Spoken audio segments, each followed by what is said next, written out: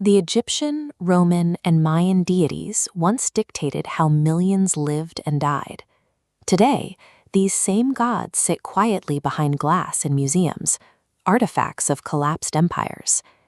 Yet, despite thousands of these extinctions, nearly 80% of the modern population follows a belief system that originated from just two specific geographical corridors, the Middle East and India. These specific traditions survived while massive civilizations crumbled around them. They carried a structural blueprint, an evolutionary technology that allowed them to outlast their rivals. The first traces of that blueprint appear 450,000 years ago inside a 13-meter deep pit in Atapuerca, Spain. Early hominids were engaging in a behavior that defied the basic rules of nature. Researchers found 28 skeletons stacked together at the bottom. Beside them lay a single hand axe carved from rare red quartzite, perfectly crafted but entirely unused. In a survival-first world, carrying the dead to a deep cave is a waste of calories and a massive infection risk. By turning death into a ritual, these hominids had achieved something new, the power of abstract thought. They were giving meaning to the invisible. This ability to create stories gave us a massive edge, but it also introduced a new vulnerability: uncertainty.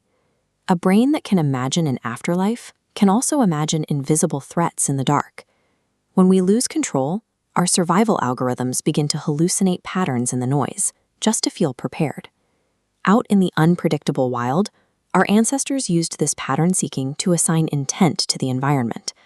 A sudden storm or rustling leaves became the actions of unseen agents, providing the foundation for animism. Animism functioned as humanity's first psychological technology. It offered a way to categorize the chaos, providing a sense of control over the terror of the unknown. This psychological tool sustained small tribes for millennia. But as the Ice Age ended and large game disappeared, humans were forced to settle in the few places where wild grain grew naturally, the Middle East and the Indus Valley. Farming provided stable calories, which triggered a population explosion. Wandering groups of 50 people suddenly became permanent, cramped settlements of up to 8,000. This created a biological crisis. The human brain can only maintain stable relationships with about 150 people, a limit known as Dunbar's number. Beyond that, social trust breaks down, and you are living among thousands of strangers. The archaeological record reveals the result of this fractured trust. These early agricultural sites show sharp spikes in inequality, theft, and a high frequency of skulls shattered by violent social friction. The old spirits of the forest could not manage a city of thousands.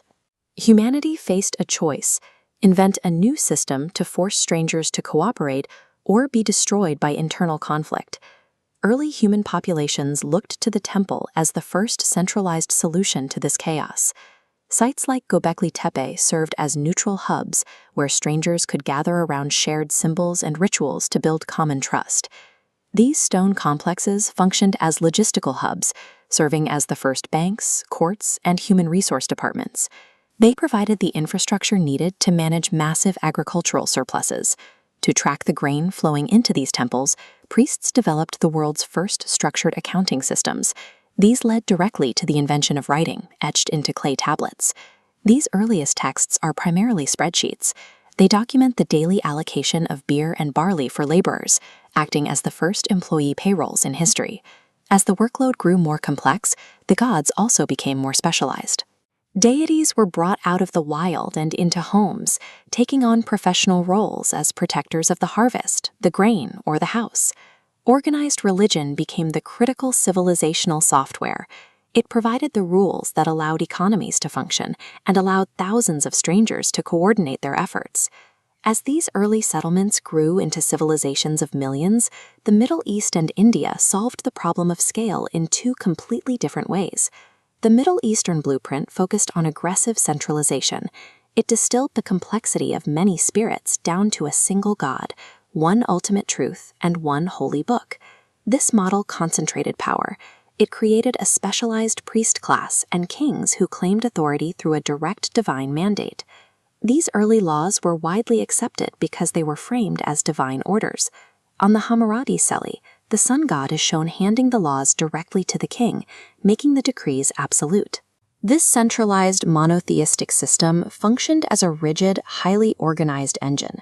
It was engineered to unify sprawling territories under a single, unstoppable command.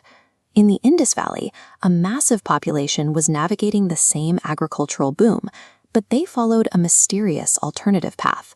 Despite building advanced cities, archaeologists have found no evidence of authoritarian kings or massive centralized temples. The architecture suggests a society built on communal, distributed rituals, rather than a top-down hierarchy. As Hinduism evolved, it didn't consolidate its power. Instead, the single cosmic truth of Brahman multiplied into millions of decentralized manifestations, allowing every village and family to maintain their own unique spiritual connection.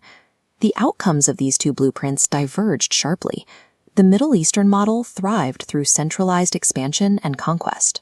The Indian model survived by becoming a decentralized network, resilient enough to absorb centuries of invasions without collapsing.